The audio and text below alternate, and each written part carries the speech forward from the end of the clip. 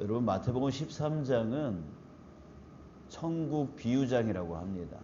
예수님은 이 13장 안에서 7번의 천국에 대한 비유의 말씀을 하십니다. 그 정도로 7번이라고 하면 완전 숫자이죠.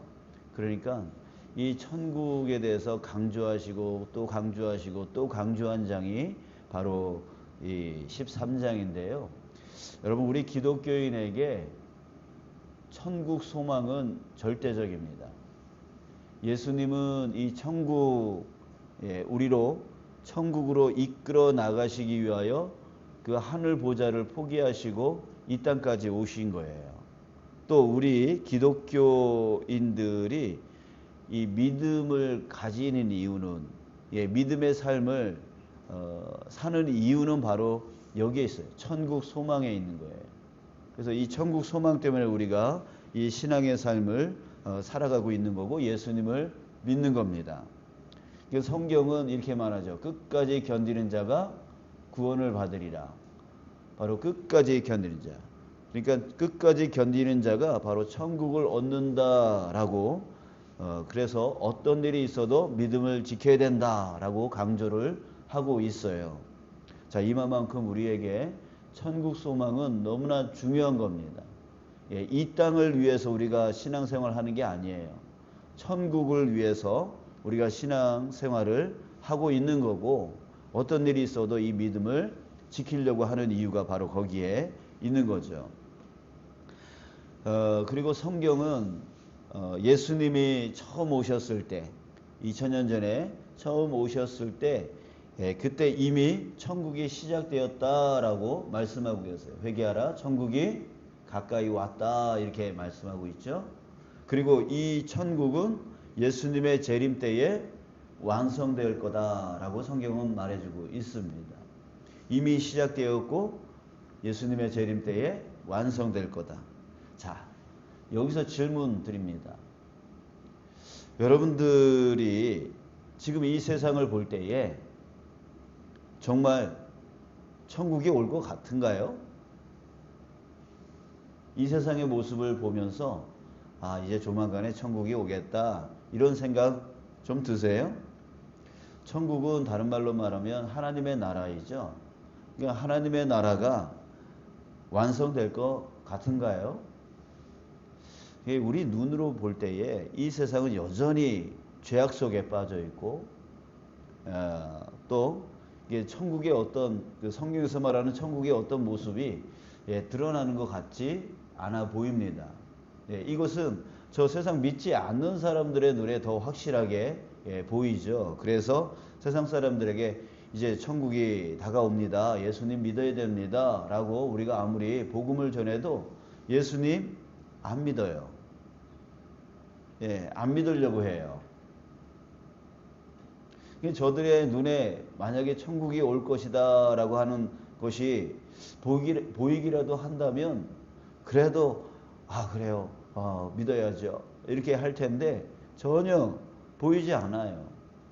그리고 우리 믿는 사람들마저도 우리 앞전에 씨 뿌리는 비유 했잖아요. 길가 같은 사람, 돌짝밭 같은 사람, 그리고 가시덤불에 막힌 사람. 이렇게 신앙생활을 하면서도 중도에 이제 믿음을 포기하고 또 상처받았다고 하고 떠나는 그런 사람들이 많지 않습니까?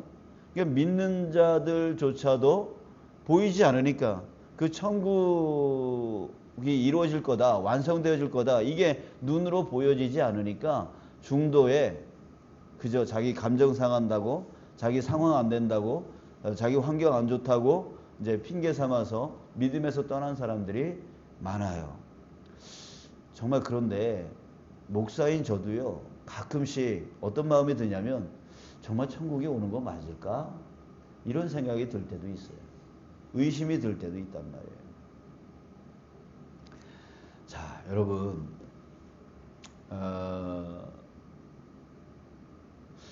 정말 그렇습니다. 이게 천국이 정말 임하는 게 맞을까? 완성되어진 게 맞을까? 그런 생각이 들 때가 있다는 거죠. 자, 그런데요. 예수님은 이런 우리의 이런 상황들, 자, 이런 믿음, 이 믿음이 흔들릴 것에 대해서 미리 아시고 이 천국의 비밀, 이 천국에 대한 특징, 이 천국은 어떤 곳이다 라고 하는 것을 이제 말씀해 주시는 거예요. 이 바로 마태복음 13장 천국 비유장, 예수님이 7번이나 반복하면서 천국은 마치 이런 곳이다 라고 이렇게 강조를 하시는 이유는 바로 이렇게 눈으로 보여지지 아니하는 천국, 과연 천국이 완성되어지는 거 맞을까?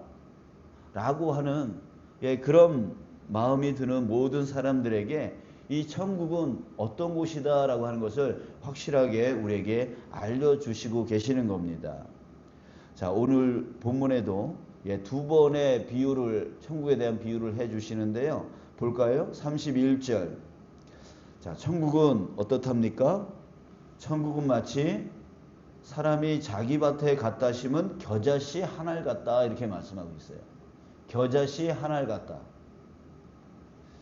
자, 그런데 이 겨자씨 한 알이 32절에 보니까 풀보다 커서 나무가 된다. 큰 나무가 된다. 그리고 새들이 와서 깃든다. 이렇게 말하고 있습니다.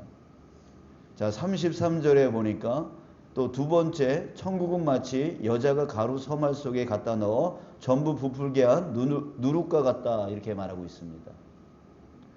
자, 여기서 예수님은 뭘 말씀하려고 하신 걸까요? 우리 공통점을 찾아볼까요? 이 두 가지 비유의 공통점이 뭔가요? 천국을 겨자씨에 비유하고 있습니다.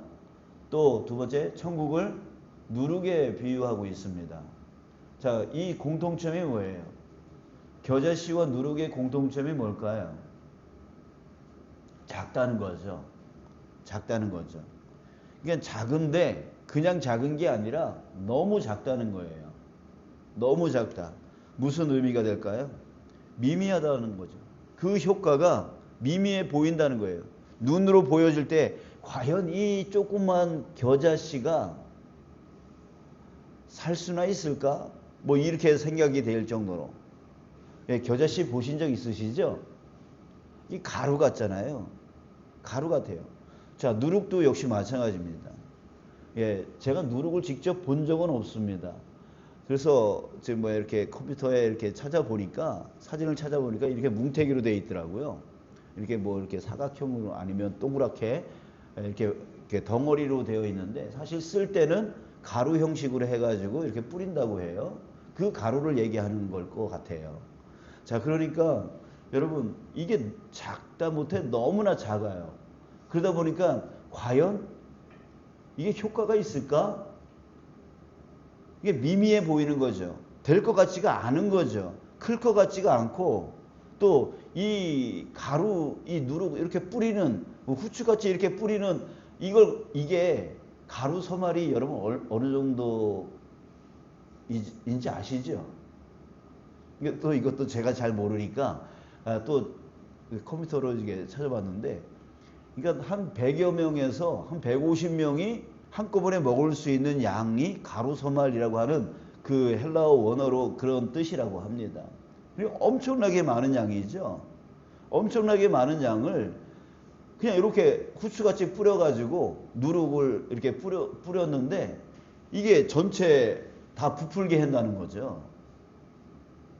그러니까 눈에 보여질 때는 아주 미미하고 이게 효과가 있을까? 아무런 효과가 없을 것 같다라고 생각되어지는 이 조그마한 가루 같은 겨자씨가 큰 나무가 되어져서 새들이 와서 깃들 정도로 되어진다. 또 이 가루 서말을 완전히 다 부풀게 한다. 영향이 없는 것 같지만, 미미한 것 같지만, 안 될 것 같지만 결국은 어떻게 된다는 거예요? 된다는 거죠. 이게 바로 천국이라는 거예요. 여러분, 내 눈에 이 세상에 지금 천국이 완성이 될 수 있을까? 믿어지지가 않아요. 보여지지가 않아요. 그래서 세상 사람들은 야, 뭔 천국이 완성되어진다는 거야? 믿지를 않고 믿는 사람들조차도 중도에 떠나버리고 또 잘 믿는다라고 하는 우리도 가끔씩 정말 천국이 오는 거 맞아? 라고 낙심에 빠지고 의심에 빠지는 경우가 있단 말이죠. 그러나 예수님이 우리에게 가르쳐 주시는 천국은 바로 겨자씨 같다. 누룩과 같다. 라고 하는 거예요. 안 되는 것 같지만 반드시 이루어진다는 거죠. 반드시 이루어진다. 여러분 그 증거가 있습니다. 그 증거가 바로 우리 자신입니다. 저 자신을 보니까 정말 천국이 반드시 완성되어진다는 게 깨달아집니다. 왜요? 저는요 너무나 미약한 자였습니다. 예수님 믿기 전에 복음을 듣기 이전에 저는 너무나 존재감이 없는 자였습니다. 그런데요 제가 복음을 듣고 난 후에 제가 지금 뭐 하고 있습니까?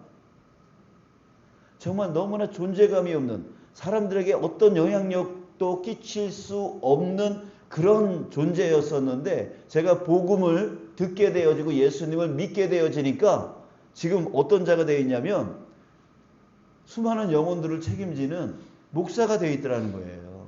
만약에 제가 복음을 듣지 못했다면 예수님을 믿지 못했다면 저는 미미한 존재로 그냥 그대로 살다가 죽었을 거예요. 근데 그 복음이 저로 하여금 이렇게 겨자씨 하나가 새들이 깃들 정도로 커지는 것 같이 누룩이 그 가루가 가루 소마를 부풀게 하듯이 제가 그런 존재가 되어 있더라는 거예요. 여러분들은 어떻습니까? 우리들은 이기적인 존재, 자기 자신만 아는 존재, 자기 유익만 추구하는 그런 존재 아닙니까? 근데 복음이 들어와서 여러분들을 어떻게 바꿔놨어요? 사랑할 수 있는 자로 만들어놨잖아요. 그게 뭐예요? 복음의 힘이라는 거예요. 복음의 능력이라는 거예요. 우리 2000년으로 돌아가서 갈릴리에서 왔다 갔다 했던 그 한 사람, 바로 예수라고 하는 그 한 사람이 갈릴리 바깥으로 나간 적도 없어요. 이스라엘 바깥으로 나간 적도 없어요. 근데 그 한 사람의 그 입에서 나온 그 복음이 지금은 어떻게 되어 있습니까? 전 세계의 모든 사람들에게 영향을 끼치고 있단 말이에요.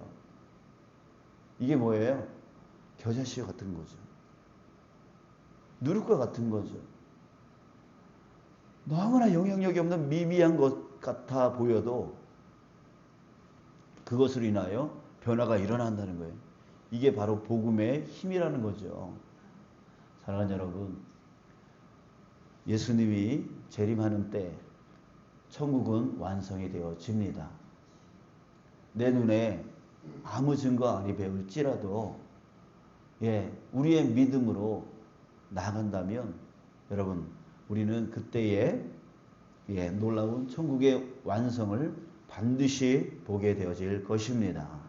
여러분 잊지 마시고 우리 천국 소망 품으시고 힘차게 이 믿음의 삶을 살아가는, 남들이 뭐라 할지라도 그 천국 소망을 품고 앞으로 나아가는 저와 여러분들 되어지길 주님의 이름으로 축복합니다. 우리 그 이하 34절부터인가요? 그 이하에 보면 가라지 비유에 대해서 예수님이 설명해 주는 장면이 나오는데요. 여러분 결론만 우리 봤으면 좋겠어요. 41절 인자가 그 천사들을 보내리니 그들이 그 나라에서 모든 넘어지게 하는 것과 또 불법을 행하는 자들을 거두어내어 풀무불에 던져 넣으리니 거기서 울며 이를 갈게 되리라. 여러분 이것이 바로 믿지 않는 자, 천국의 소망을 갖지 않고 믿지 않으며 살아가는 자의 결말입니다. 풀무불에 던져 넣으리니 거기서 울며 이를 갈게 되리라. 여러분 믿으시기 바랍니다. 그러면 이런 정말 이 눈에 아무 증거 아니 배울지라도 그럼에도 내가 천국 소망을 품고 당당하게 믿음을 지키며 나아가는, 남들은 놀고 남들은 즐기고 남들은 쾌락 속에 자신을 즐긴다고 하면서 자유롭게 살아가는 그때에 주님 앞에 나와서 기도하고 이 피곤한데도 새벽에 주님 앞에 기도를 잃지 아니하고 믿음의 삶을 살려고 정말 몸부림치면서 살아가고 있는 우리에게 어떤 결과가 일어납니까? 43절 그때의 의인들은 자기 아버지 나라에서 해와 같이 빛나리라. 여러분 믿으시기 바랍니다. 그리고 마지막에 예수님이 이렇게 말씀하십니다. 귀 있는 자는 들으라. 예, 여러분 귀 있는 자가 반드시 들어야 될 것이 바로 이거라는 거예요. 이거예요. 천국 소망. 예, 천국은 반드시 이루어진다라고 하는 이 소리를 우리 귀 있는 자는 반드시 들어야 되는 것이에요. 자, 사랑하는 여러분, 우리 천국 소망 온전히 품고 살아가는 저와 여러분들 되시길 원합니다. 그 천국 소망을 가진 자는 지금을 견딜 수 있는 힘이 생깁니다. 내가 아무리 고난스러워도, 내가 아무리 힘들어도, 다른 사람들은 다 즐겁게 지내는 것 같은데 나는 왜 이 모양이야 라고 하는 그런 의심이 들어올지라도 천국 소망을 가진 자는 결국 그날 때문에 오늘을 견디어 살아갈 수 있게 되어지는 거예요. 힘이 생기는 거예요. 그리고 좌로나 우로나 치우치지 않게 되어지는 거예요. 자존심이 상할지라도, 마음이 상할지라도 그럼에도 예수님을 붙들 수 있는 힘, 그것이 바로 천국 소망입니다. 여러분 우리 천국 소망, 그 믿음 잃지 않고 끝까지 믿음 지키며 나아가는 저와 여러분들 되시길 주님의 이름으로 축복합니다.